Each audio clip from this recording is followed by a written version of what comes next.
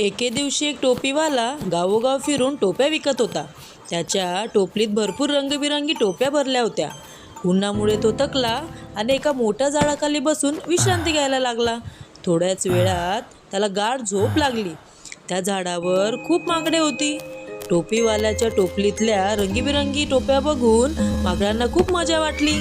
ते हळूच खाली उतरले आणि प्रत्येकाने एक एक टोपी आपल्या डोक्यावर घातली. मग ती पुन्हा झाडावर चढली.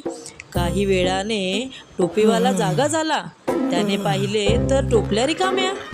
वर पाहिले तर सगळीकडे माकडे टोप्या घालून बसलेली. तो खूप घाबरला. त्याने माकडांना ओरडले, हातवारे केले. तेव्हा टोपीवाल्याला एक युक्ती सुचली. त्याने स्वतःची टोपी काढून रागाने जमिनीवर फेकली. माकडांनी त्याची नक्कल केली आणि त्यांनी त्यांच्या सर्व टोप्या खाली फेकल्या. टोपीवाल्याने लगेच सगळ्या टोप्या गोळा केल्या आणि आनंदाने पुढे निघून गेला. तर मित्रांनो, आपण या गोष्टीतून काय शिकलो? हुशारी आणि शांत डोक्याने विचार केला तर कोणतीही अडचण सोडवता येते.